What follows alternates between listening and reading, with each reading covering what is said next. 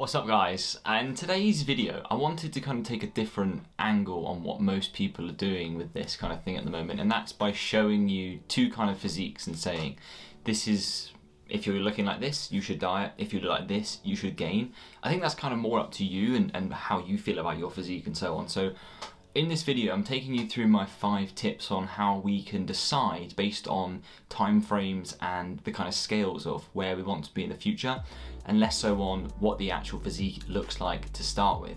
It's really important that you take that into account, and it's important that you know your starting point. That's actually one of my points. But I think it's important that we don't just look at what someone says, hey, if you're this body fat percentage, diet. If you're this body fat percentage, gain. That does play a role in it, but also how comfortable you feel and how you feel about your physique is a hugely important factor in that as well, and hopefully I can address some of these points in this video. Enjoy. Hey guys, and welcome back to the JLX YouTube channel, and today we're going to be answering that age-old question, the thing that everybody wants to know when we're first starting off in this process. Do we need to gain more muscle? Or can we start dieting? Which one comes first? Chicken, egg, diet, gain muscle? Who knows? We're going to dive into my 5 key points for this today. And without doubt, in 90% of the consultations that we do, in the interactions that we have via Instagram, this question comes up. Hey, I'm lost. I don't really know what I'm doing. Do I diet first? Do I gain first?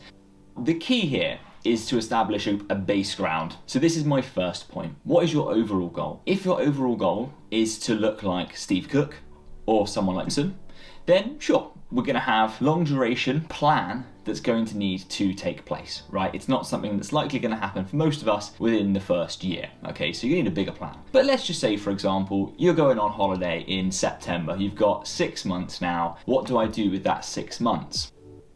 Do you want to go on holiday looking leaner, or do you want to go on holiday looking more muscular?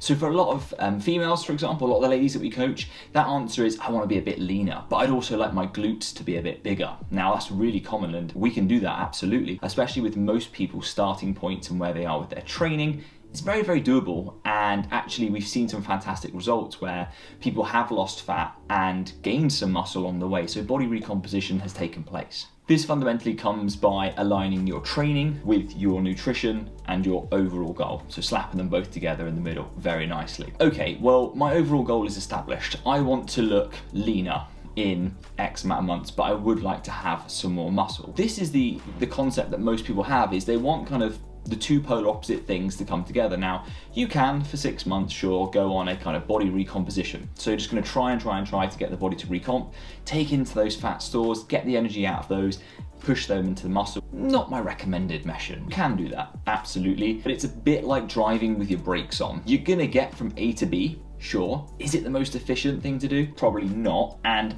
based on the amount of energy that you're gonna need to put in order to get there, is that gonna be the best use of your time?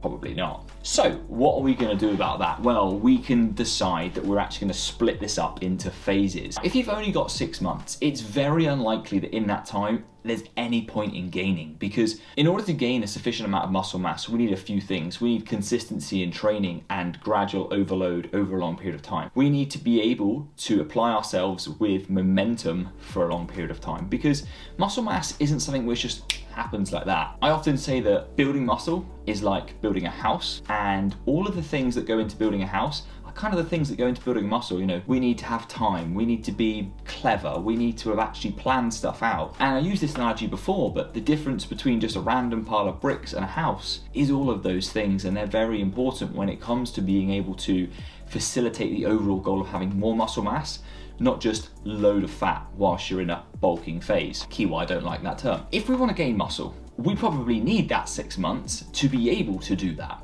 So that would kind of be off the cards at this point. But if, like a lot of people, you're probably not going on holiday this year, we could look for next year. Okay, well, how do we do that? And this is probably the more accurate one, because this actually gives us choice. With the first option, you have 6 months. It's kind of likely that if you're an average physique, you're going to just have to diet. What you can do is diet first 3 to 4 months, and then you can start that gaining phase. Some people just need a bit more guidance, and with training, it's just about putting the right things in the right places. But generally speaking, people know roughly what they're doing. And for those who really don't know what they're doing, that almost makes it easier because they let us guide them entirely. We have the mission of 6 months. Okay, let's go back to that. We have this 6 month block of time. We first need to establish what the current physique is in, and that's number 2, okay? So number 1 is, what's the overall goal? And that's looking at time frames, where we want to be, and so on. Number 2, this is the part where most people get very emotional. I implore you to leave emotion out of this, okay? See yourself as a robot, and your coach is a robot too, and they are saying to you, okay, in this situation, I think you need to diet first. Now, there's a few things they are definitely not saying. They're not saying, you're over fat, we need to do something about that. They are not saying that you are overweight and you don't look good. And they are absolutely not saying that this is going to be a tough one, the physique you brought to me is just not that good. That's not what they're saying. At least that's 100% what I'm never saying to my clients. When I say to people, I think we should diet first, I'm saying that because I want them to get the most out of this process. And I know that when people get 6 to 8 months through a gaining phase, most people are feeling uncomfortable with the amount of fat they've gained and even hunger and things like that. You don't want to feel like that when you're on holiday. We are aware that we're going to need to lose some body fat at some point. With that in mind, would we then gain muscle for 4 months with a bit of fat? You have to accept that we're going to gain some fat. Then to diet for 2 months, only to get back to the original level of fat you had in the first place. That's probably not what most people would want to have happen, right? Most people would want to go on holiday looking different. You'd have more muscle mass, sure, you could have 4 to 6 kilos more muscle mass depending on how advanced you are and how much work you've done before that point. But generally speaking, most people want to go away looking leaner. So that would be the first option, and it wouldn't be the one that I would do. The second option, let's diet you first. Let's spend the first 8 to 12 weeks dieting down. If we go at the fastest rate, 1% of your total body mass per week. And if we go at the slowest scientific rate that we see in the literature, it would be about 0.5% per week. Now, obviously, you're not always going to fall between that range, and sometimes you'll be a bit slower, sometimes you'll be a bit quicker, but our average wants to be in that range. Obviously, the bigger the deficit, the closer you are going to be to 1 and over. The smaller the deficit, the closer you're going to be to 0.5 and under. So with that in mind, let's just take our average female. Let's say 55 kilos. So in 12 weeks, if we were to go, and I'm doing this for ease of maths, at 1% per week, we know that that female is going to lose 5.5 kilos because that is 1% per week. So it's a total across 10 weeks, let's say, of 10%. Okay, so we've lost 10%. That's, if you're 55 kilo female, that's 5.5 kilos. So you now weigh 50.5 kilos. That took 10 weeks. Now, in a 6-month block, for example, and for argument's sake, each of those months has 4 weeks. 6 4s are 24. So you've now used half of your time to lose fat. So you're looking pretty lean right now compared to what you have been. 5 kilos is a lot of weight, so wow, I can go on holiday now, check me out.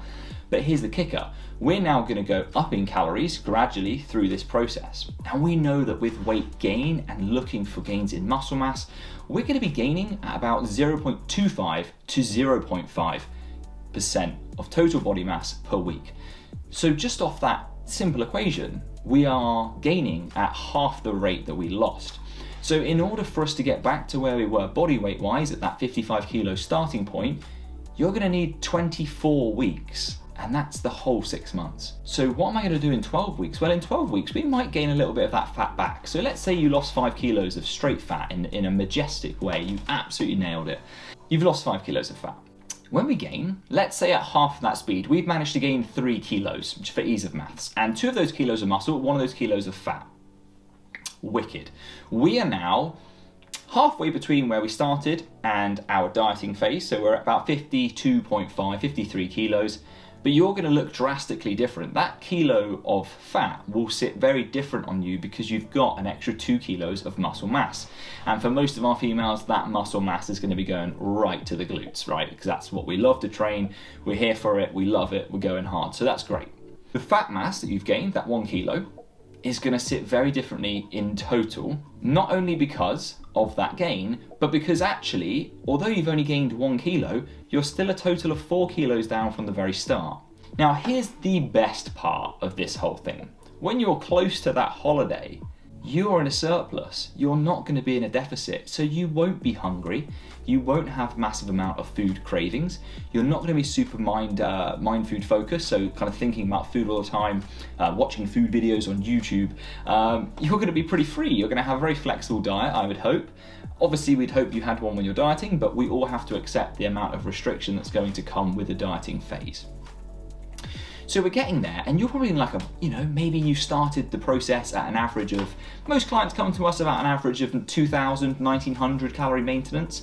So let's say we dieted them between 1,300 and 1,600, let's just say for argument's sake, everyone's very different. Then we can gain 500 calories above and more. So we could be looking at something close to 2,600, 2,700 calories through that gaining phase, which means you're going to have 700 more calories than if you were at maintenance. Wicked. You're also going to have close to 1,000 calories more than you were if you were in deficit. So when you go on holiday, let's just say you're a bit like me and you like to train while you're away. One, because, hey, I can recover so much better because I'm not working. I can relax a lot more. But also, I can just enjoy my day. I go and I train, and then I might just sit at the pool for the rest of the day. So wicked, done. Recovery is great. Now, because of that, what we're saying is that I can actually facilitate the continuation of my goal whilst being on holiday. How many people do you know that can go on holiday and do that? Not very many, because most people diet into that holiday so they look a bit leaner. But actually what you've decided is that I'm going to gain up to my holiday. And most people will be like, why are you going to do that? But actually your physique is going to look drastically better. Not only that, but you wouldn't have wasted time on your kind of mini gaining phase, which would have potentially been for no good whatsoever. So actually we've used this time absolutely to our wisest. So they're my first 2 points, and I've talked quite extensively through those, but the first one being, what is your overall goal? Your second one is, what is your starting point? And the key to that is be unemotional, be tactical, be factual. How do I look right now? How much fat mass do I have? Am I anywhere realistically to where I want to be? And then take it from there. Now, my third point, and I've kind of discussed this already, but I'm going to carry on because we're here now. My third point is going to be plan, don't pray. Okay, so many people I see and come to work with us are like, so yeah, I'd like to go on a dieting phase for the next 6 weeks. I'd like to lose 2 kilos of fat. And I say, okay, brilliant, love that. What do you want to do after that? Don't know. I've not even thought of it. Plan, don't pray. So if you want that physique, that ideal body confidence from that physique, and we'll work on obviously body confidence separate to physique, but we know that we like to feel a bit better, we like to walk around the house with not a lot on and flex in the mirrors. Maybe that's just me, but hey. The point I'm trying to make here is simply that if we are in a position where we feel better in ourselves, it's much easier to bring the cognition with that, especially if you're coming from a place where you've had lower body confidence. Increasing the physique to your liking, and I'm not saying whichever way that is, but increasing the physique to your liking will help coerce your psychology, in my opinion, towards being more confident and being more accepting. When I say plan, don't pray, what I am saying is write down where you want to be next year, the year after, because what you can then do is fit all of these little blocks together to facilitate the long-term goal. So many people don't do that, and what ends up happening with not facilitating the long-term goal is that they end up dieting for 6 weeks or 8 weeks or 12 weeks into a holiday, and then they gain just because they've started eating whatever they want again, and they're not actually in a planned gain phase. So they'll gain like 4 or 5 kilos of fat mass back to their original point. But actually what we've done there is we've not increased any of our outputs. So we've not increased our metabolic rate. We've not increased our muscle mass. So we're in quite a cyclic motion there where we're increasing fat mass, we're not increasing muscle mass. So overall, our general physique is not in its, it's not going to be on the road to where you want it to be, because if it was, you'd be gaining muscle mass. So we need to plan in order to do that. Okay, after this, I'm going to do this, then I'm going to go into this, then I'm going to do this for 8 to 12 months. However it is. But that is the best way that you're ever going to be able to facilitate a long-term, sustainable physique that you're after. Whether that's a leaner physique, a more muscular physique, all of them will be sustainable should you plan them in the right way. So that's my third point. My fourth point, My fourth point is accountability. Have consistent check-ins, whether you have a coach or not, entirely up to you, but have consistent check-ins. The biggest issue I see with a lot of people who coach themselves is they don't keep the score. The difference between a game that is competitive and practice is keeping the score, right? And people say, oh, it's just a game. Well, if it's just a game, why do we keep the score? We keep the score because we want to know who's winning and we want to know what we need to do to facilitate the winning of that game. So if you are keeping the score, it's highly likely that you're going to be more competitive. And in the sense that we're talking about, if we're keeping the score and we're analysing that score, so we're looking at body weight data, we're looking at progress photos, we're looking at our training logs, making sure that we're progressing in that manner, we're competing now. We're looking at ourselves and going, how do I make this better? Or how do I continue doing what I'm already doing? Because that's just as important. It's not always about making the process faster. It's about getting it into the right zone and then pushing to make sure that we keep consistent with that. So consistent check-ins will allow you to analyze and assess exactly how you're getting on with the process and anything else that you might need to do in order to facilitate a consistent process, not just what you can do perfectly for 2 weeks. If you get the first 2 weeks done and it's great, but you're like, this isn't sustainable, again, have a check-in with yourself. What can I do to make this more sustainable? Well, actually, I decided in my first 2 weeks, I was just going to eat chicken and broccoli every single meal. Not going to be the most sustainable thing for most people. So, okay, right, I'll introduce some more flexibility. Maybe what I'll do is I'll try and keep my breakfast and my lunch consistent, and then I'll just have more flexibility with dinner. Okay, now we're on to something. We do another 2 weeks. Oh, I feel like I'm not even dieting. This is lush. Much, much better. I mean, if you do feel like that, brilliant. But yeah, that would be the key. So the check-ins are really important. Equally, if you aren't checking in, how do you know that what you're doing is right? You know, being consistent with your reporting is very important. So if, for example, you're using MyFitnessPal to track your food, don't just have a load of random days where you go, oh, I'm not going to worry about tracking today because I'm not that hungry, so I'm sure I'll have undereaten. If you're undereating versus your calorie goal, that's not a problem. But if you're doing that and not collecting the data for it, how do you know how to adjust stuff? If your body weight starts going down, based on your stats, you've started losing weight at 2,000 calories when actually you're eating 1,600, that's not going to be accurate reporting, and that is what we're after, factual, not emotional. So if we're looking at the emotional side of this, some people when they first start tracking, they're like, oh my God, I eat like 2,300 calories a day. And they think, what does that portray me as? It doesn't portray you as anything. It portrays you as someone who has most likely a very healthy metabolism. Congratulations. It seems to be this thing where people are afraid of eating a lot and afraid of having a bigger diet. And I see this so often. I see this so often with so many of our clients. They come in, they're like, I tracked my nutrition for the first time this week, but it was like 2,300 calories. I promise you it's not usually this high. I'm like, brilliant. That's absolutely amazing. And they're like, yeah, but I had Chinese. I'm like, cool, fantastic, flexible, it's great. And they're like, yeah, but 2,300 calories, like, that's a lot. And I'm like, exactly. We've got so much more room to play with. There's a big positive to be taken from that. Like, that's great, and we love it. So keep that up. Again, plan, don't pray. So that comes back around into this system here as well. And that comes into the check-ins, you know, plan them in. Don't just hope that they're going to appear every 2 weeks or every week. Plan them into your original plan. Else you're left like, come on, I hope this works. Nobody wants that. You're putting your time, energy, emotion, probably money into this as well. So give it your best by planning them out. My point number 5 is patience.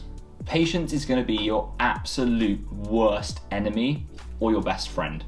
I've seen so many clients, and I'm including myself in this one, where you've done every input right. You couldn't have done any more.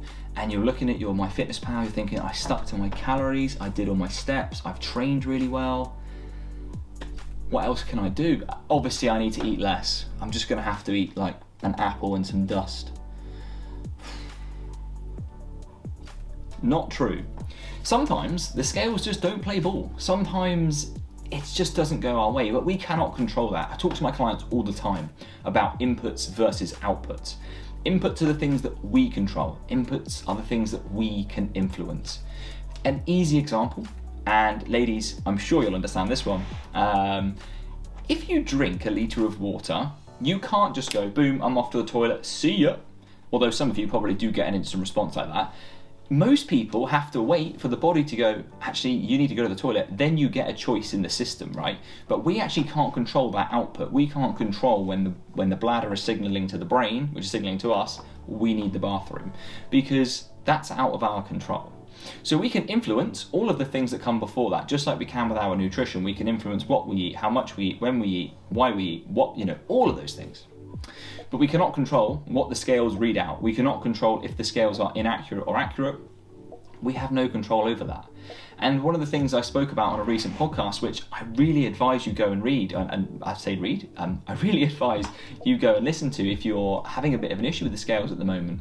It's one way that you can look to increase your relationship with that. And I'll stick that in the comments so that you can have a look at it, because it might help you in this process as well. So fundamentally, when we're looking at patients, it might just be that actually we're doing all the inputs. I am hungry. I know that I need to be hungry to diet, because that's just the body signaling that actually we need some more fuel, and hey, this is what a dieting phase is. I just need to stick at it for another couple of weeks. And again, it comes back around to the planning part of this, but that's the whole part where it's like, I need to just stick to my guns. These calories are right. I know that they're right. I know that my inputs are correct. I've done really well with my nutrition. I've done fantastically well with my training.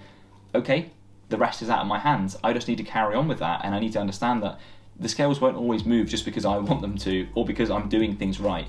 Sometimes we store more water. Ladies, you're going to have huge hormone fluctuations throughout the months, and if you look at the data, it would suggest that your lightest weeks tend to be kind of weeks 1 and 3. Weeks 2 and 4 tend to be the kind of heavier weeks for you on average, so you might notice weight fluctuations there. And one of the things that we track very dearly, or at least very, very in depth, is weights throughout the months, and we have a kind of note section which allows our clients to kind of put, are they on their menstrual cycle? Is that the time of the month there?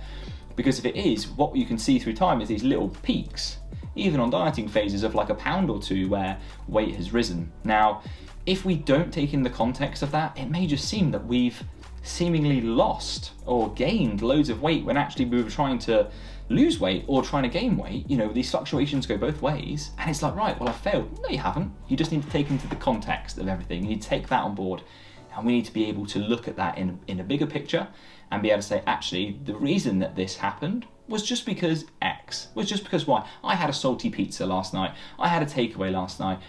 I'm on my period. All of these things will have an impact on how your body weight is portrayed through those scales. But as long as you align yourself well with all of the outputs that you want by creating the inputs that you can influence, there's going to be no problem. So do everything you can to influence the outcomes that you want. And if those outcomes don't work the way that you want them to, potentially all we need is patience. Then we look back to the plan. Where should I be at this moment based on the calculations that I did? I probably should be further along. Okay, patience. Okay, yeah, everything's going well. I've been on the same calories now for like 8 weeks, and I'm now starting kind of see that reduction. I'm starting to see that bottom curve. Okay, I'm probably going to need to make a change soon, but that's all part of the plan because you knew that was going to happen. Guys, thank you ever so much for watching. Please leave us any constructive criticism, any constructive comments down in the comments area. We'd love to hear from you. We're going to be making this a far more consistent thing now going forward. I'm really looking forward to reaching out with you guys, answering some questions, educating in fitness and health, because fundamentally that's what we want to do. We want to not only give you guys the physiques and the mindsets that you're after through our coaching, but we also want you to understand how we do it and why we do it. There's no secrets, there's no bullshit. It literally just is us giving you exactly what you want in terms of your physique goals and mindset goals, but showing you how you do it, because fundamentally you're going to be so much better in maintaining those results if you know how you did it in the first place.